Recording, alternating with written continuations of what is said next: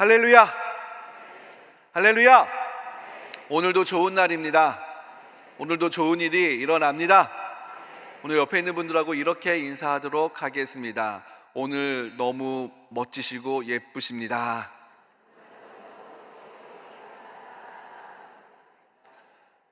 늘 하루의 시작을 예배로 시작하는 우리 성도님들에게 늘 하나님의 은혜와 축복이 임하기를 간절히 소망합니다. 오늘 은혜 받으실 말씀은 마가복음 3장 31절에서 35절까지 말씀입니다. 마가복음 3장 31절에서 35절까지의 말씀을 다 같이 봉독하겠습니다. 그때에 예수의 어머니와 동생들이 와서 밖에 서서 사람들을 보내어 예수를 부르니 무리가 예수를 둘러 앉았다가 여짜오되 보소서, 당신의 어머니와 동생들과 누이들이 밖에서 찾나이다. 대답하시되 누가 내 어머니이며 동생들이냐 하시고 둘러앉은 자들을 보시며 이르시되 내 어머니와 내 동생들을 보라. 누구든지 하나님의 뜻대로 행하는 자가 내 형제요 자매요 어머니니라. 아멘. 오늘은 예수님의 가족이라는 제목으로 함께 하나님의 말씀의 은혜를 나누기를 원합니다. 먼저 오늘 본문 말씀을 이해하기 위해서는 이 본문 말씀이 어떠한 배경과 어떠한 상황에서 이 말씀이 쓰여졌는지를 알아야 합니다. 그래서 그 배경에 되어지는 말씀이 마가복음 3장 20절에서 22절까지 나와 있습니다. 그래서 먼저 마가복음 3장 20절 말씀을 보도록 하겠습니다. 집에 들어가시니 무리가 다시 모임으로 식사할 겨를도 없는지라. 오늘 말씀해 봤더니 예수님이 어디에 들어갔다고요? 집에 들어갔다라고 합니다. 근데 오늘 말씀을 봤더니 예수님이 집에 들어갔을 때 예수님만 들어간 것이 아니라 예수님이 들어간 그 집에 다시 많은 사람들이 모였다라고 성경은 이야기하고 있습니다. 예수님은 어떠한 분이셨길래 예수님이 가는 곳마다 이렇게 사람들이 많이 모였을까요? 다시 사람들이 모였다라고 하는 것은 이 사람들이 다 예수님의 가족이나 예수님의 제자들이나 그런 사람들이 아닙니다. 예수님을 따라다니는 사람들, 예수님이 가는 곳마다 예수님의 말씀을 듣기 위해서 사람들이 모이는 것입니다. 그렇다고 한다면 왜 이렇게 예수님은 가는 곳마다 사람들이 모여들고 예수님 곁에 사람들이 이렇게 많이 찾아올까요? 그것은 예수님이 이 땅에 오셔서 사역하였을 때에 먼저 많은 백성들을 가르치셨고 병을 고치셨고 천국 복음을 전파해 주셨기 때문입니다. 특별히 성서시대 때에는 사람들이 가난한 사람들이 많이 있어서 질병을 한번 걸리면 그 질병을 치료하기가 너무너무 힘들었습니다. 가난하고 헐벗고 굶주린 사람들, 그런 사람들이 병에 걸리면 누구도 돌보지 않았습니다.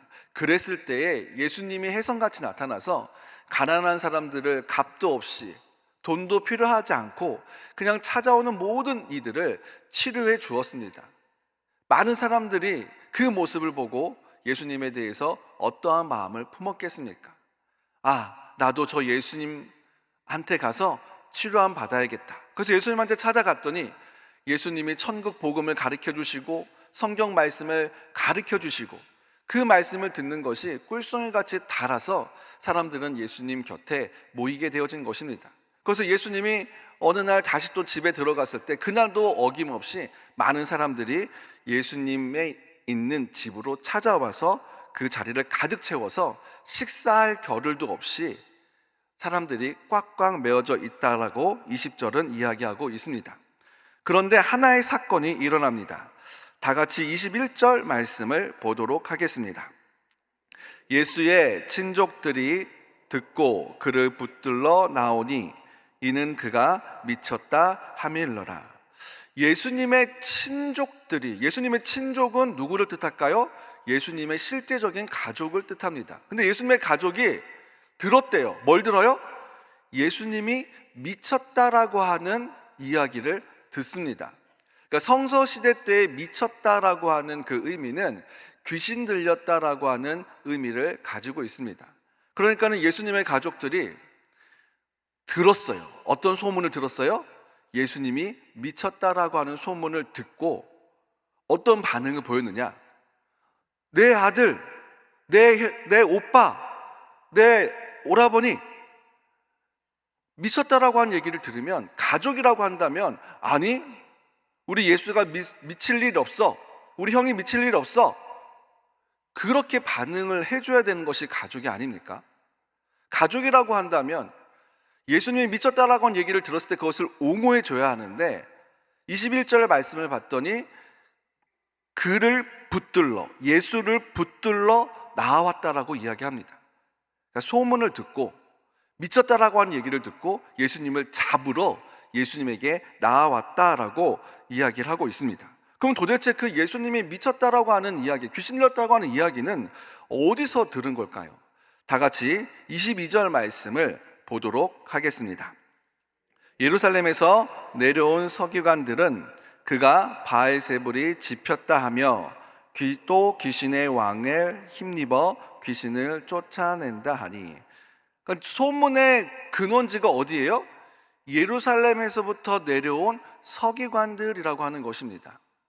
서기관들, 예루살렘에서 내려온 서기관들 하면은 어쩌면은 예수님이 행했었던 모든 일들을 탐탁하게 여기지 않는 세력이었습니다. 그러니까 어떻게든지 예수님을 깎아내리려고 하고 예수님보다 본인들의 이야기를 듣게끔 하려고 혈안이 되어 있는 사람들이라고 보시면 될 것 같습니다. 근데 그 사람들이 뭐라고 하느냐? 바알세불이 집혔다라고 이야기를 하고 있습니다. 여기서 나오는 바알세불은 우리가 많이 들어보지 않았었던 단어인데, 뒤에 있는 세불을 빼면 많이 들어봤던 단어입니다. 앞에 있는 두 글자가 뭐죠? 바알입니다. 어디서 많이 들어봤죠? 구약에서 많이 들어봤었던 단어입니다. 구약에 있었던 바알. 그러니까 바알세불은 뭐냐? 구약에 있었던 우상 바알을 경멸하여 부르는 말, 그래서 바알세불이라고 불렀습니다. 근데 이 바알세불, 경멸해서 불렀었던 그 바알세불이 신약 시대에 와서는 귀신들의 왕으로서 바알세불을 지칭하게 되었습니다. 그래서 이 서기관들은 바알세불에 집혔다라고 하면서 예수님에 대한 소문을 내었습니다. 자, 그렇다고 한다면 이 말씀을 통해서 우리가 무엇을 좀 알 수 있을까요? 먼저 예루살렘부터 내려온 서기관들은 예수님이 귀신을 내어 쫓았다라는 것을 인정했을까요? 인정하지 않았을까요? 인정했을까요? 안 했을까요? 인정했다라고 하는 것입니다. 왜? 저 사람은 귀신 들린 것을 내가 알고 있거든요. 왜냐하면은 그 도시가 크지 않으니까, 귀신 들린 사람들은 소문이 나니까 대부분 얼굴을 알고 있습니다. 우리 동네에 돌아다니는 사람이 있으니까요. 근데 그 사람이 멀쩡해졌어. 그것을 눈으로 보니까 저 사람이 치료함 받았어요. 귀신은 나갔어. 그 사람들한테 물어봤더니 예수님으로부터 치료함 받았다라고 하는 거예요. 서기관들은 예수님이 귀신을 내어 쫓는 권능이 있는 것을 알았습니다. 그런데 어떻게 내어 쫓는지를 몰랐던 거예요. 그래서 본인들 스스로 생각을 합니다. 귀신을 내어 쫓을 수 있는 힘은 귀신들의 왕, 그러니까 귀신들의 왕을, 그 왕의 힘을 빌어서 귀신을 내어 쫓았구나 라고 생각을 하고, 그리고 말을 만들어내기 시작합니다. 사람들에게 이야기하기 시작합니다. 야, 나사렛에 있는 그 예수가 귀신을 내어 쫓았는데 사실 그것은 바알세불, 귀신의 왕의 힘을 힘입어서 귀신을 내쫓은 거야 라고 사람들에게 이야기하기 시작합니다. 근데 그 이야기가, 그 소문을 들어서 누구 귀에까지 들려온 거예요? 예수님의 가족들 귀에까지 들려온 거예요. 자, 이것은 사실입니까? 거짓입니까? 거짓입니다. 근데 사람들은 이 거짓을 믿을까요? 안 믿을까요? 참 희한하게 이것을 잘 믿습니다. 현대 시대에도 이런 일들이 일어나고 있죠. 그것을 뭐라 그러십니까? 지금에 있는 단어로 생각한다면 뭐라고 부릅니까? 그것을 가짜 뉴스라고 합니다. 지금도 가짜 뉴스가 성행하고 있죠. 가짜 뉴스는 모든 100% 거짓말이 아닙니다. 사실과 거짓말을 섞어서 본인들의 입맛대로, 본인들이 원하는 대로 말을 만들어내는 것이 가짜 뉴스입니다. 이 서기관도 예수님이 진짜로 귀신을 내어 쫓았다는 사실과 자기들이 생각하는 거짓말을 섞어서 거짓 뉴스, 거짓말을 만들어냈고 소문을 내었고, 그 소문을 예수님의 가족들이 들었다라고 하는 것입니다. 자, 이러한 배경 지식을 가지고 오늘 말씀을 들을 때 하나님께서 어떠한 은혜를 주실까요? 다 같이 한번 선포하겠습니다. 첫 번째로, 예배 안에 있어야 예수님의 가족이다. 다시 한번, 예배 안에 있어야 예수님의 가족이다. 다 같이 31절 말씀을 보겠습니다. 그때에 예수의 어머니와 동생들이 와서 밖에 서서 사람을 보내어 예수를 부르니, 그때는 언제냐면 예수님이 집에 들어가서 사람들이 꽉 모여 있었을 때, 사람들이 너무나 많이 모여 있었을 때, 그때를 뜻합니다. 그때 예수님의 가족들이 예수님이 계셨던 그 집에 왔는데 사람들이 너무 많이 있어서 들어가질 못해서 밖에 서서 예수님을 좀 불러달라고 하는 그 상황입니다. 여러분, 이런 상황들은 우리도 한번 겪어보지 않았습니까? 우리 권사님들이 젊었었을 때 우리 교구 성령 대망회를 어디서 예배를 드렸었나요?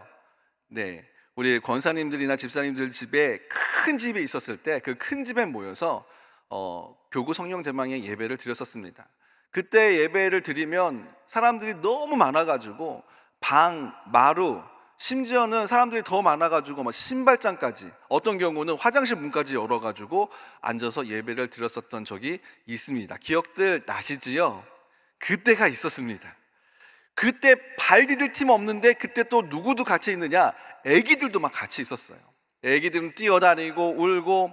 그러나 그때 그 예배가 너무나 좋았습니다. 그 예수님 그 예배 안에 있는 것만으로도 우리는 너무나 행복했습니다. 지금 예수님 상황이 그런 거예요. 예수님 집에 발 디딜 팀이 없어요. 예수님의 가족이 왔지만 들어갈 수가 없었습니다. 그래서 예수님 좀 불러달라고 이야기를 합니다.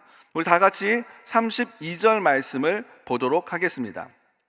무리가 예수를 둘러 앉았다가 여짜오되, 보소서, 당신의 어머니와 동생들과 누이들이 밖에서 찾나이다. 즉 무슨 얘기냐? 사람들이 예수님한테 이야기를 전해준 거죠. 예수님, 밖에서 예수님의 어머니와 누이들이 와서 예수님을 지금 찾고 있어요. 그 말을 전해 주었습니다. 자, 그 말을 듣고 예수님이 어떻게 반응을 하셨느냐? 다 같이 33절 말씀을 보도록 하겠습니다. 대답하시되, 누가 내 어머니이며 동생들이냐 하시고. 여러분, 저 말씀을 다시 한번 제가 한번 읽어볼게요. 누가 내 어머니며 내 동생들이냐. 어떻게 좀 긍정으로 보이나요? 조금 부정으로 보이나요? 이게 성경은 그냥 이렇게 이야기하고 있는데 이거의 말은 부정적인 뉘앙스가 들어가 있습니다. 예수님의 가족이 왔어요. 누가 내 어머니고 누가 내 동생들이냐. 부정적인 의미를 담고 있습니다. 근데 유대 사회에서는 이것은 있을 수가 없는 일이에요. 하나님이 5계명, 부모를 공경하라고 하는 계명을 주셨습니다. 그래서 유대 사회는 부모를 굉장히 우선시 여기고 공경하는 사회입니다. 그런데 그 부모님에게 누가 내 어머니며 누가 내 동생들이냐 이렇게 뉘앙스로 이야기를 한다? 그러면 큰일 납니다. 근데 예수님이 그렇게 말한 이유가 바로 무엇일까요? 예수님은 그 자리에서 백성들을 가르치고 있었습니다. 그래서 예수님은 이 가족들이 찾아온 그 사실을 통해서 어떠한 가르침을 주기 위해서 누가 내 어머니이며 내 동생들이냐라고 말씀하신 것을 우리는 알 수 있습니다. 이 이야기를 한 이유는 바로 무엇이냐면, 몸으로 난 것이 가족이 맞긴 하지만 진짜 가족은 어떤 가족이냐? 목적과 목표가 일치하는 것이 진짜 가족이라고 하는 것입니다. 목적과 목표가. 왜 그럴까요? 우리가 가정에 만약에 남편이 안 믿거나 자녀가 안 믿거나 아내가 안 믿으면 그 가정은 온전히 하나가 되어지기 어렵습니다. 대화도 잘 안 됩니다. 아빠가 안 믿고 엄마와 딸이 믿고 있으면 엄마와 딸은 할 얘기가 많아요. 은혜 받은 얘기도 같이 나눌 수 있어요. 예수님 얘기도 나눌 수 있어요. 근데 아빠하고는 대화가 단절되어지는 거예요. 아빠하고 아들이 믿고 엄마가 안 믿는다고 한다면 그것도 대화가 단절되어지는 겁니다. 어쩌면 진짜 가족은 함께 예배드리는 사람이 더 가족일 수도 있습니다. 왜? 매일같이 만나서 예배를 드리고 지역 예배 드리고 또 무슨 일 있으면 연락해주고 기도해주고, 어떨 때 보면은 어르신들은 내 사촌들 그런 가족들보다 교회 식구를 더 많이 만나는 한 주간도 있습니다. 진짜 가족이 어디에 있나요? 바로 목적과 목표가 예수 그리스도에게 있는 자들이 진정한 가족이라는 사실을 믿으시길 바라겠습니다. 그래서 예수님이 그 진정한 가족의 기준에 대해서 말씀해 주십니다. 다 같이 34절 말씀을 보겠습니다. 둘러앉은 자들을 보시며 이르시되 내 어머니와 내 동생들을 보라. 진짜 가족이 누구냐? 누구예요? 둘러앉은 사람을 딱 보는 거. 예수님의 말씀을 전하시다가 그 얘기를 듣고 둘러앉은 사람들을 싹 보시면서 둘러앉은 사람이 내 어머니이고 내 형제라고 말씀하신 겁니다. 둘러앉은 사람들이 어떤 사람들인가요? 바로 예수님 곁에서 예배하는 사람들, 예수님의 말씀을 듣는 사람들. 진짜 가족은 예배하는 그 자리에 있지 않습니다. 바깥에 있어요. 예수님의 진짜 가족은 예수님이 가는 곳마다 따라다니면서 예수님의 말씀을 듣는 사람들, 그 사람들이 진짜 예수님의 가족이라고 예수님은 말씀하고 있었던 것입니다. 그렇다고 한다면 지금 예배에 나온 여러분들은 예수님의 가족일까요? 아닐까요? 우리 옆에 있는 사람들하고 이렇게 고백하도록 하겠습니다. 당신은 예수님의 가족입니다. 믿으시는 분들만 아멘. 근데 딱 말씀이 34절까지만 있었으면 우리한테 참 좋았을 것 같아요. 야, 예배만 드리면 예수님의 가족이다. 예배만 드리면 우리는 예수님의 가족으로 살아갈 수 있다. 이렇게만 있었으면 참 좋았을 텐데 우리 예수님은 그렇게 만만하지 않습니다. 왜 그러냐? 35절의 말씀을 우리에게 주셨거든요. 자, 예수님의 진정한 가족이 되어지기 위해서 예수님이 하나 더 이야기하고 있는 것이 있습니다. 다 같이 한번 선포하도록 하겠습니다. 두 번째로, 하나님의 뜻대로 행하여 진정한 예수님의 가족이다. 다 같이 35절 말씀을 보겠습니다. 누구든지 하나님의 뜻대로 행하는 자가 내 형제요 자매요 어머니이니라. 진정한 예수님의 가족의 조건이 무엇입니까? 바로 하나님의 뜻대로 행하는 것입니다. 근데 우리가 하나님의 뜻대로 행하여 예수님의 가족입니다 라고 말했을 때 하나님의 뜻대로 행하는 것이 구체적이지 않습니다. 어떻게 해야 하나님의 뜻대로 살아갈까요? 성경은 그것에 대해서 우리에게 구체적으로 알려주고 있습니다. 다 같이 데살로니가전서 5장 16에서 18절 말씀을 보도록 하겠습니다. 항상 기뻐하라, 쉬지 말고 기도하라, 범사에 감사하라. 이것이 그리스도 예수 안에서 너희를 향하신 하나님의 뜻이니라. 하나님의 뜻 어디 어렵지 않습니다. 여러분들 다 알고 있는 겁니다. 항상 쉬지 말고 범사에, 이렇게만 살아가면 우리는 예수님의 진정한 가족이 되어질 수 있습니다. 믿으십니까? 항상 기뻐하기 위해서는 어떠한 상황에서라도 어떠한 어려움에서라도 내가 미소를 잃지 말아야 합니다. 내가 기뻐해야 돼. 내가 힘들고 어려워도 어려운 상황이다 할지라도 내가 웃어야 해. 하나님 내게 기쁜 마음을 주세요. 내가 기쁨을 누리고 기쁨의 마음으로 미소를 짓고 기쁜 마음으로 내 마음을 가득 채울 때 우리는 항상 기뻐할 수 있습니다. 그리고 항상 기뻐하기 위해서는 나의 힘으로만 가능하지 않습니다. 항상 기뻐하기 위해서 뭐가 필요하냐? 쉬지 말고 기도해야 합니다. 쉬지 말고 기도하면 항상 기뻐할 수 있습니다. 쉬지 말고 기도하면 그 기도 가운데 성령의 충만함이 임합니다. 그 성령의 충만함이 임하면 어떠한 상황에서도 범사에 감사할 수 있습니다. 이 모든 것들이 다 연결되어져 있습니다.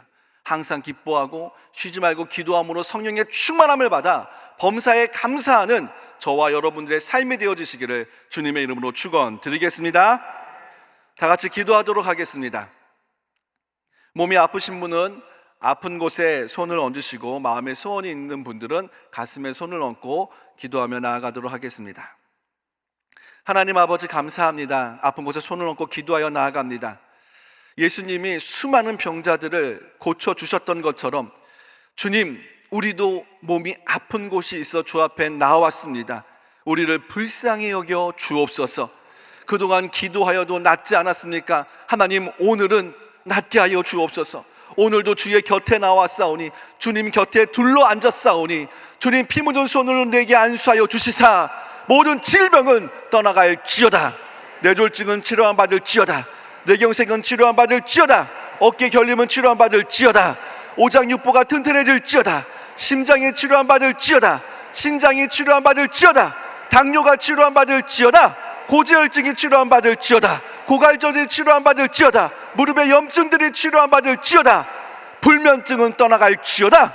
하나님, 걱정, 근심, 염려가 있어 가슴에 손을 얹고 기도하여 나갑니다. 내 남편의 문제, 아내의 문제, 자녀의 문제가 있습니까? 구원의 문제가 있습니까? 물질의 문제가 있습니까? 법적인 문제가 있습니까?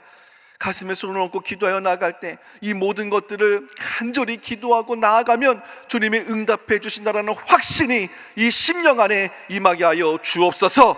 확신을 가지고 기도하여 나갈 때 모든 문제의 세력은 예수의 이름으로 떠나갈지어다. 떠나갈지어다. 떠나갈지어다. 하나님, 하나님의 뜻대로 살아감으로 말미암아 예수님의 진정한 가족이 되어지기 원합니다. 그러하기 위하여서 항상 우리의 삶이 항상 기뻐하게 하여 주옵시고, 쉬지 말고 기도하게 하여 주옵시고, 범사에 감사함으로 말미암아 예수님의 진정한 가족이 되어져서 저 천국의 기쁨을, 저 천국의 삶을 살아가는 우리 모두가 되어지게 하여 주옵소서. 하나님, 오늘 말씀에 감사하여 귀한 예물을 드렸습니다. 예물 드린 손길들을 축복하여 주시되 30배, 60배, 100배로 축복하여 주옵시고, 기도하는 제목마다 응답되어지는 복으로 함께하여 주옵소서. 하나님, 우리 여의도 순복음교회를 축복하여 주옵시고, 특별히 담임 목사님 사역하여 나아갈 때 하나님 놀라운 성령의 충만함과 건강의 축복이 임하게 하여 주시어서 우리 교회가 어두움을 비치는 빛과 같은 사명을 감당하는 교회가 되어질 수 있도록 역사하여 주옵소서. 하나님, 개인의 문제를 가지고 왔습니다. 이 모든 문제가 주님 앞에 고백되어질 때, 주님 앞에 부르짖고 기도하여 나아갈 때 하나님, 오늘 기적이 임하게 하여 주시옵소서. 하나님, 특별히 기도하여 나아갈 때 다음 세대인 교회, 학교와 청년부와 장년부를 위해서 기도하게 하여 주옵소서. 다음 세대가 살아야 이 교회가 생명력이 넘치고 살아갈 수가 있습니다. 다음 세대를 위해서 기도하여 나아갈 때 다음 세대가 예수님을 만나고 예수님을 알고 예수님의 성품을 닮아가는 다음 세대가 되어질 수 있도록 주님 역사하여 주시옵소서. 이 모든 말씀 우리를 구원하신 예수님의 이름으로 간절히 기도드렸사옵나이다. 아멘. 하늘에 계신 우리 아버지여, 이름이 거룩히 여김을 받으시오며 나라가 임하시오며 뜻이 하늘에서 이루어진 것 같이 땅에서도 이루어지이다. 오늘 우리에게 일용할 양식을 주시옵고 우리가 우리에게 죄 지은 자를 사하여 준 것 같이 우리 죄를 사하여 주시옵고 우리를 시험에 들게 하지 마시옵고 다만 악에서 구하시옵소서. 나라와 권세와 영광이 아버지께 영원히 있사옵나이다. 아멘.